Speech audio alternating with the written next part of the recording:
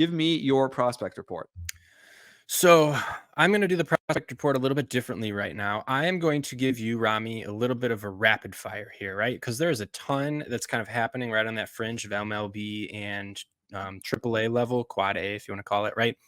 There's a lot happening. So I'm going to do a quick rundown of Jasson five Dominguez different guys. started his Jasson Dominguez is one of them, right? He's hey. coming back. And good timeline, right? This is exactly what we anticipated, late June, if anything, right? So this is probably a little bit early for him. So that's a great start to hear. My first one is Heston Kjerstad is sent back down, right? And what an MLB debut. He only had 14 plate appearances and he was up for 2 weeks, right? It made no sense. It was more than 2 weeks. It was like 3 weeks at least. Yep. It made no sense. Yep. And I don't understand why they were do this. They're teasing us. You know, we all want to see Heston kind of blow the doors off the MLB, which we know he's capable of. But for now, he is going to just go back down and rake in AAA, which is honestly better. I'd rather have him in AAA raking than on the MLB just sitting on the bench, right? That's my 2 cents. Yeah, but what do you do with him fantasy wise? Do you now cut him? Like you probably could pick him up again later. Yeah, you cut him. He's still in that. Yeah, he's still in that flyer territory, which it just takes an injury for him to come up. And there's a couple other flyers that I'll mention later, but yeah, he's in the same boat as those other guys that I'll mention. My next guy is Robert Gasser. He is a pitcher for the Milwaukee Brewers, and I talked him up a little bit in the offseason, and he finally made a couple appearances, and in 11 innings and 2 starts so far, he's allowed just 1 earned run. So he's proven that he deserves to stay, and I think he absolutely will stay. He's got good stuff. Robert Gasser, if he's still available, I think you should go grab him. I grabbed him in our league, Rami, and I fully anticipate him being a good pitcher moving forward, a good SP3, with SP2 upside for sure. My next guy is Kyle Manzardo. I told you to pick him up, and wow, that did not go well.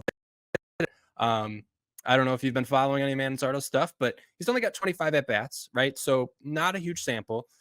But in those 25 at-bats, he's got 9 strikeouts, and he's no slugging, no home runs. And it's just kind of weird because this is not how I expected his MLB debut to go. He's a very high floor guy. Right? He's got a very good field to hit.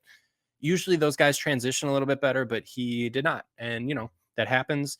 If you're still holding him, I understand if you want to drop him, if you want to wait. Maybe he'll get it going. But he's certainly not making a case to stick in the majors, right? At this point, when Quan comes back or even sooner, he will more than likely get sent down if he's continuing to hit like this. So that's Kyle Manzardo. You got Joey Loperfido, though. What about Joey Loperfido? I mean, 323 average, 364 on base. He's been good. Yeah, Loperfido's been great. I'm happy that he, that's kind of what I was hoping Manzardo would come up and do. Was kind of what Joey Loperfido is doing now. But my next guy is Orelvis Martinez. So this is what I mentioned the Blue Jays earlier. Could be some reinforcements. Orelvis Martinez is that guy. He's a second baseman, but he is a power hitting second baseman.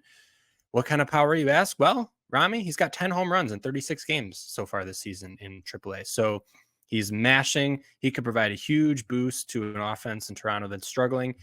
And I think he's a good stash, right? If you got an extra roster space, or you're looking for a potential second baseman, maybe you don't have the best second baseman option right now or middle infield, I think Orelvis is a good stash. And then minor league guys that are continuing to rake, and this is where I kind of keep Heston Kjerstad with. I would say Orelvis is probably a good stash as well with this next guy, Junior Caminero, who the reason why I think this guy is a good stash now, especially now, is because he made his start at second base. If anyone who doesn't know, Junior Caminero is a third baseman.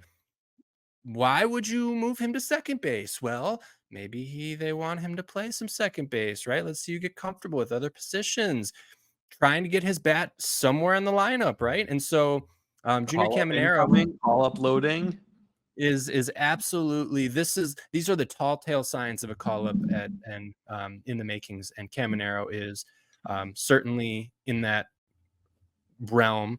And when he started second base, he went 3 for 3 with a home run. So he continues to rake. He just does nothing but rake. So go get Caminero. And then my last guy, James Wood.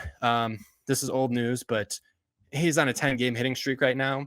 And not only is it a 10-game hitting streak, Rami, it is the 10-game hitting streak. He is hitting 474, 544, 921. That's his slash line. He's got 5 home runs over these 10 games. He's got a 20 game on base streak. He's just absolutely mashing. The reason why I would say he may not be a good stash is because Washington has made it very clear that they're not really willing to move their timeline on him. It still could be a while for, which is just absolutely nuts to think about, considering he's, just absolutely tearing the cover off the ball. Maybe there's a call up, but I wouldn't necessarily think it's any time over the next couple weeks. I think Caminero and Aurelvis Martinez get calls up before James Wood do. James Woods does. But anyways, keep your eye on James Wood. Maybe he's a guy that you stash and try to flip at some point, but just absolutely mashing the ball. And that is my prospect report.